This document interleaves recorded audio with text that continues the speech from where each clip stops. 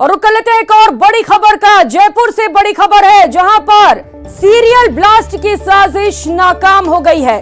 3 संदिग्धों के पास से 12 किलो विस्फोटक बरामद किया गया है। संदिग्धों से 3 टाइमर घड़ियां, 3 कनेक्टर भी बरामद किए गए हैं। चित्तौड़गढ़ पुलिस ने इनकी साजिश को, नापाक साजिश को नाकाम कर दिया है।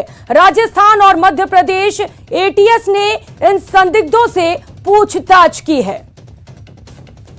तो बड़ी साजिश थी राजस्थान में सीरियल ब्लास्ट की, जिसको नाकाम कर दिया गया है।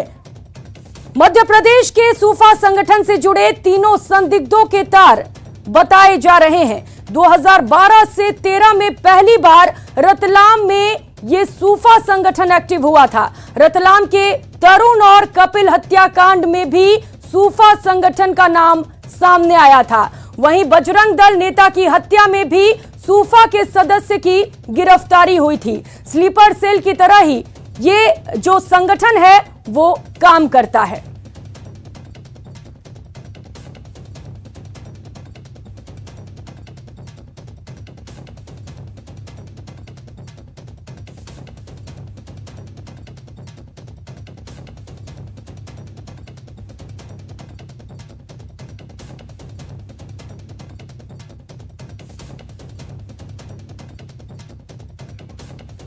राजस्थान और मध्य प्रदेश एटीएस ने पूछताछ के बाद तीनों संदिग्धों को चित्तौड़गढ़ सेशन कोर्ट में पेश किया, जहां से तीनों संदिग्धों को 8 दिन की ट्रांजिट रिमांड पर भेज दिया गया है। बताया जा रहा है कि पकड़े गए आतंकियों ने बम बनाने का साजो सामान अपने साथियों को ट्रांसफर करने की प्लानिंग बनाई थी, ताकि लोकल गैंग इन बम को जयपुर में प्लांट कर सके।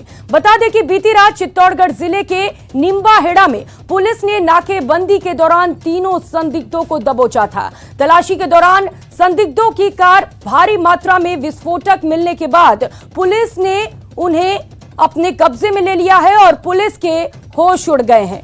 आनन फानन में सुरक्षा एजेंसियों को मामले की खबर दी गई।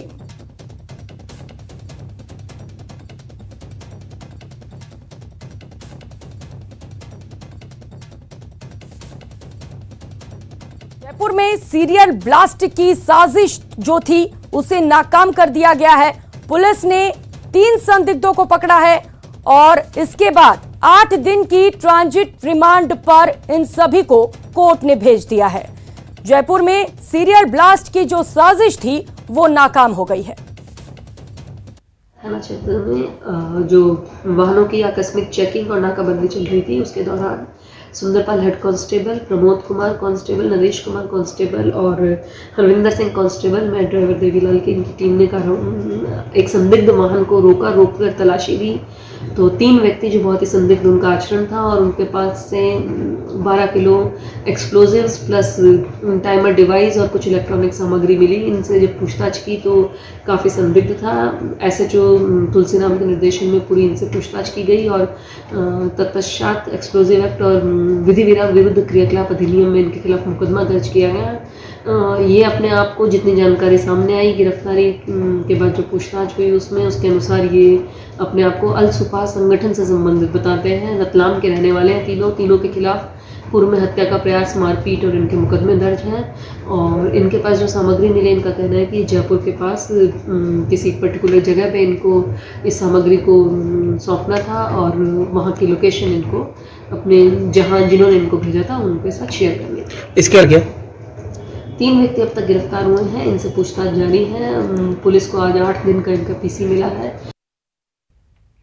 और इसी खबर पर ज्यादा जानकारी के साथ तमाम अलग अलग जगह से सहयोगी इस वक्त हमारे साथ जुड़ चुके हैं। सुभाष वैरागी संवाददाता चित्तौड़गढ़ से, विष्णु शर्मा संवाददाता जयपुर से और इसके साथ ही शंकर आनंद इस वक्त हमारे साथ दिल्ली से जुड़ चुके हैं।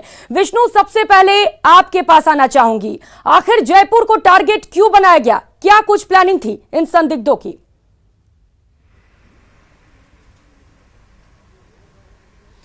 देखिए, सबसे पहले मैं आपको बता दूं कि निश्चित रूप से राजस्थान पुलिस के लिए बहुत बड़ी कामयाबी है कि बड़ी भारी मात्रा में विस्फोटक के साथ में 3 युवकों को गिरफ्तार किया गया है। निम्बाहेड़ा पुलिस की ये कार्रवाई है और निम्बाहेड़ा जो पुलिस है उन्होंने वंडर चौराहे पर कल देर रात को नाकाबंदी कर रही थी। चूंकि अक्सर एमपी से राजस्थान के में जो है मादक पदार्थों की तस्करी होती है, अवैध हथियारों की तस्करी यहाँ पर होती है। इसी दौरान जो नाकाबंदी थी वहीं पर ये जो एमपी नंबर की जो बोलेरो थी कार ये आ रही थी। पुलिस ने सामान्य तरीके से ही एमपी नंबर की गाड़ी देखकर इस गाड़ी को रुकवाया। जब उनको आरोपियों के जो नाम पूछे गए तो थोड़ा डाउट हुआ, तलाशी ली गई तो भारी मात्रा में जो है इनके पास विस्फोटक बरामद हुए। 4 थैलियों में जो ट्रांसपेरेंट थैलियां थी इनमें ये विस्फोटक भरा हुआ था, कनेक्टर इनमें मौजूद थे, घड़ियां इनमें मौजूद थी। ऐसे में पुलिस को संदेह हुआ और जब पूछताछ हुई तो सामने आया कि ये सभी लोग जो हैं रतलाम के रहने वाले हैं। इनका नाम, एक का नाम अल्तमस है, एक का नाम जुबेर है, तीसरा जो है सैफुल्ला है। जो जुबेर है 42 साल का है, वो इस गाड़ी को चला रहा था। पीछे सैफुल्ला और जो अल्तमस है वो इस गाड़ी में बैठे हुए थे। जब पूरा मामला ये रतलाम का सामने आया और ये भी जानकारी सामने आई कि ये जो है सूफा संगठन से जुड़े हुए लोग हैं, इसके बाद निम्बाहेड़ा पुलिस ने एसपी चित्तौड़गढ़ प्रीति जैन को सूचना दी और ये पूरा जो मामला है राजस्थान एटीएस तक पहुंचा। एटीएस के एडीजी अशोक राठौड़ को जानकारी दी गई, जिसके बाद एटीएस उदयपुर और एटीएस जयपुर की टीमें कल देर रात ही जो है चित्तौड़गढ़ के लिए रवाना हो गई। सुभाष, बड़ी कामयाबी मिली है पुलिस को, कैसे ये कामयाबी मिली, पूरा मामला बताइए जरा।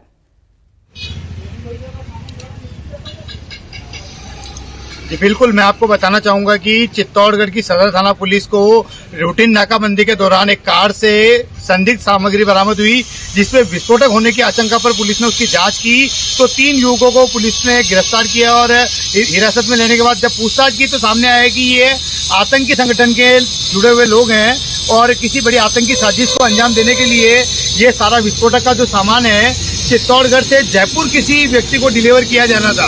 और जो ये युवक है, इनमें से जुबेर नाम का जो युवक है उसके खिलाफ 3 मामले दर्ज हैं, वहीं अल्तमस के खिलाफ 6 मामले दर्ज हैं और सैफुद्दीन के खिलाफ 2 मामले दर्ज हैं, जिनमें कट्टरपंथी विचारधारा के चलते लोगों की हत्या करने, मारपीट करने जैसे मामले इसमें दर्ज है और पुलिस फिलहाल एटीएस के जरिए इस मामले की जांच में जुटी है। जी ठीक है शंकर, बड़ी नापाक साजिश थी जो नाकाम हो गई। अब केंद्रीय जांच एजेंसियों का क्या कुछ कहना है, खुफिया एजेंसी क्या कुछ कहती है मामले पर?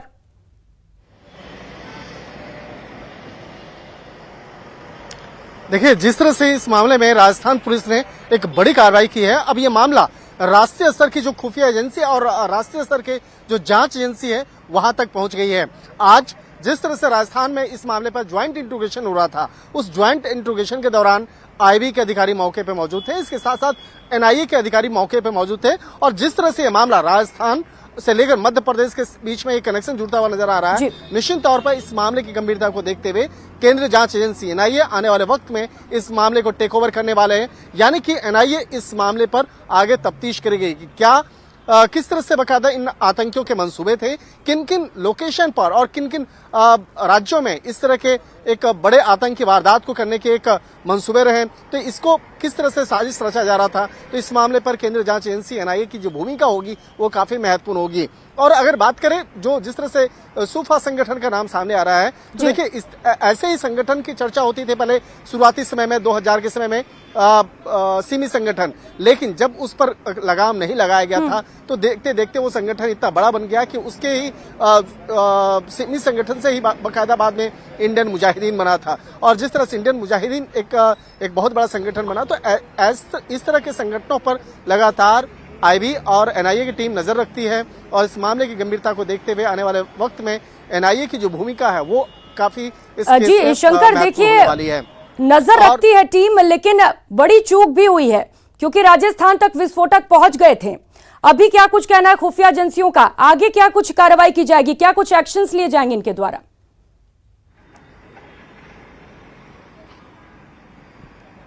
देखिए, पिछले कुछ समय से लगातार जो जिस तरह से आतंकियों के ट्रेंड खुफिया एजेंसी तक पहुंच रहे हैं, तो खुफिया एजेंसी के हमारे सूत्र बता रहे हैं कि विदेश में बैठे हुए जो आतंकी है, खासतौर पर बात करें पाकिस्तान की बात करें तो पाकिस्तान की जो खुफिया वहां की जो आतंकी संगठन है वो क्या करते हैं, एक फ्रेंचाइजी टाइप के जो एक कहा जा सकता है कि भारत के अंदर में वो छोटे छोटे जो आतंकी संगठन होते हैं, छोटे छोटे गैंगस्टर का जो संगठन होता है, उसको वो हायर करते हैं और उसका ब्रेन वॉश करके इस तरह के वारदात करने के लिए उकसाते हैं। तो कहीं न कहीं इस तरह के मामले भी सामने नजर आ रहे हैं और इस मामले को भी आगे खंगाला जाएगा कि सूफा संगठन हो, और इस मामले में सूफा संगठन का जिस तरह से नाम शुरुआती दौर पर ISIS के साथ जुड़ रहा है, उससे जुड़े लोगों के साथ में लगातार बातचीत होने की जानकारी आ रही है।